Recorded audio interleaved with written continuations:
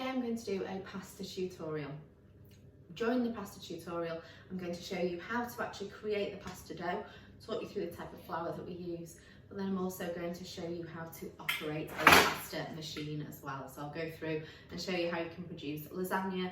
You can also produce tagliatelle or spaghetti using these standard pasta machines that you can pick up in supermarkets or on Amazon. So first of all, we're going to start off with flour. I'm using plain flour today just because at the moment it's very difficult to source OO flour. OO flour is a grade of flour which is used to make pizzas and pasta. It's got a slightly lower gluten level in it, so obviously it creates a better base for a pizza and obviously finer for a piece of pasta, because obviously pasta is very, very small, very thin.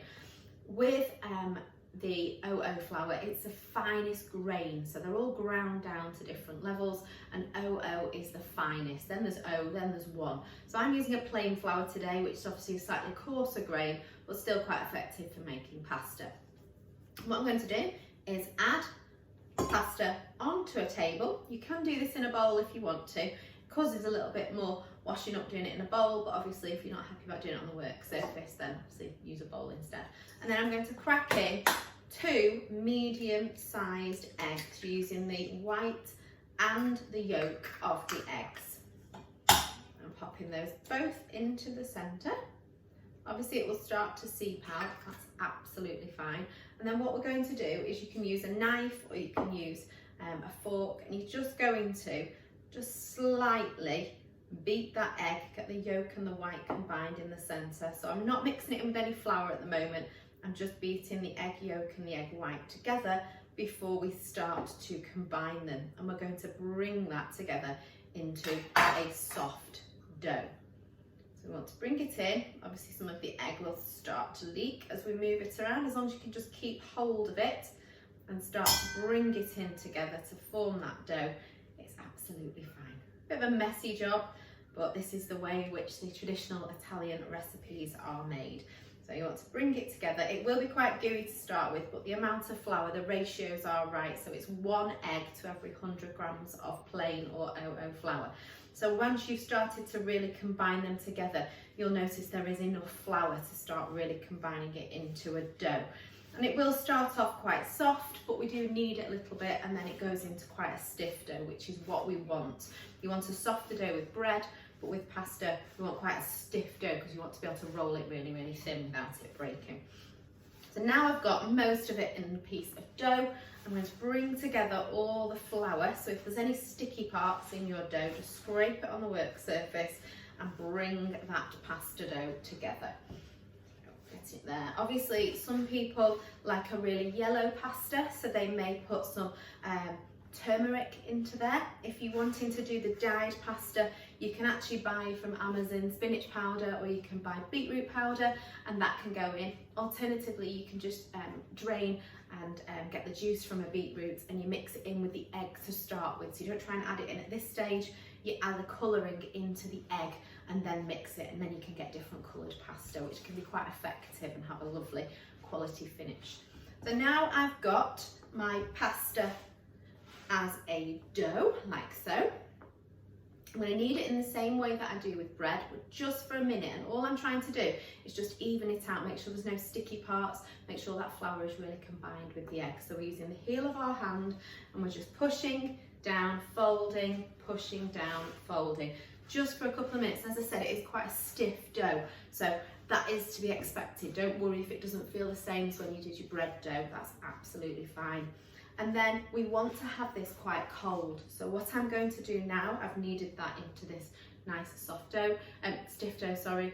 I'm going to pop that in some cling film and we're going to refrigerate it for about 30 minutes, and I'll come back to you and show you how we use the pasta machine.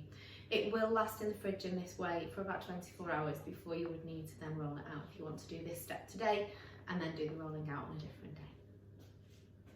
Now that the pasta has been chilling in the fridge for 30 minutes, I've broken it into 2 pieces, and I'm going to show you a range of different ways to prepare your pasta using the pasta machine.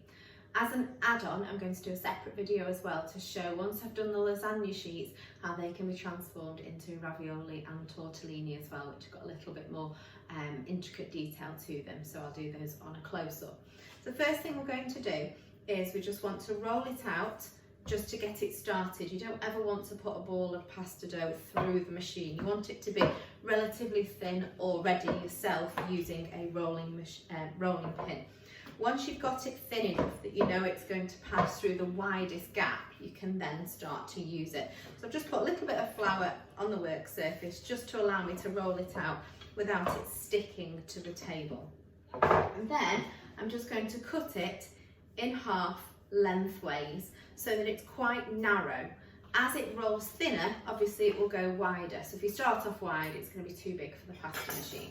So as you can see now, I've got the thin pasta. It starts on number 1 being the widest setting, and you want to go to one of the higher settings, which is the thinnest. On this it goes to 9.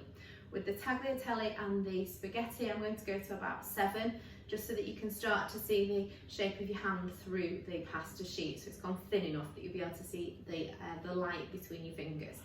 So what we do is clamp to the work surface, so this is quite secure, and then you have a little lever that you connect in, and then you start to roll the 2 rollers together, and the pasta will come out the other side.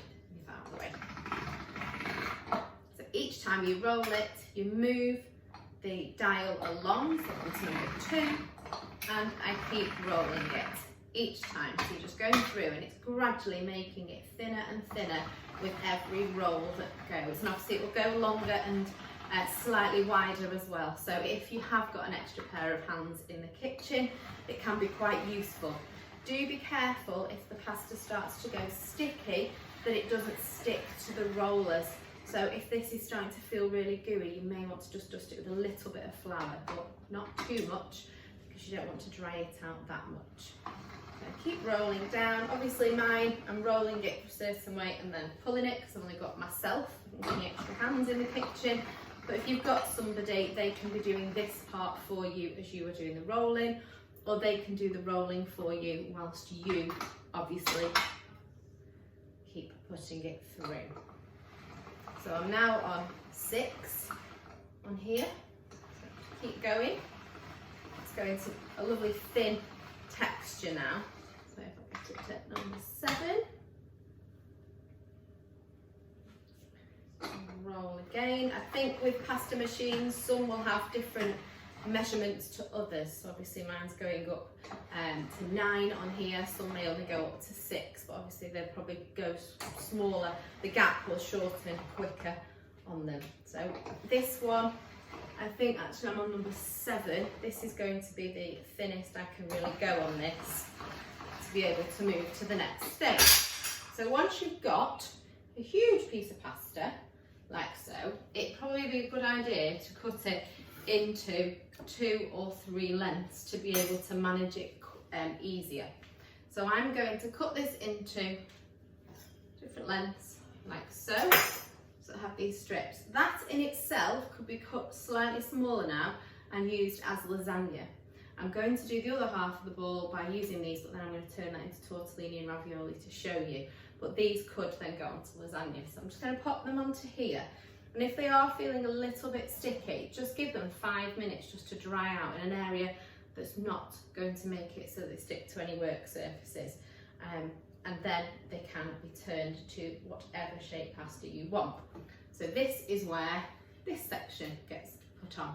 So this is a pasta cutting part. You pop it onto the pasta machine and it cuts either tagliatelle or spaghetti using the pasta that you've already thinned out. So you don't ever try and put thick pasta through this. You've always got to roll it first to get it as thin as you can, and then obviously you will put the different shapes through it, so tagliatelle and spaghetti. So I'm going to show you how to do tagliatelle first. And again, if you've got spare hands, get them and get someone to help you with this stage. It's exactly the same. I'm just rolling it through. It's going to come through on the bottom, and then I can take that with my hand and pull that all the way through, and then I get the tagliatelle, which I can just lie on there just to dry out again before we start to cook it. Then if I put it through the other one just to show you, the other one is exactly the same, but it's like a noodle or a spaghetti. So it's thinner pieces. Again, roll it out with the other hand ready to catch it. Ooh. And then you've got the spaghetti pieces there. Obviously, if they are slightly stuck together, just try and separate them a little bit. Just means that they might be a little bit sticky, and allow them to dry. All those need now is 2.5 minutes in ready boiled water. Literally drop them into that water. Don't want them to stick together, just put a little drop of oil into the water as well. And 2.5 minutes with fresh pasta, and that's your pasta cooked, and it can be stirred in with the different sauces. If you want to see my second video, you'll be able to see how I do the ravioli and the tortellini.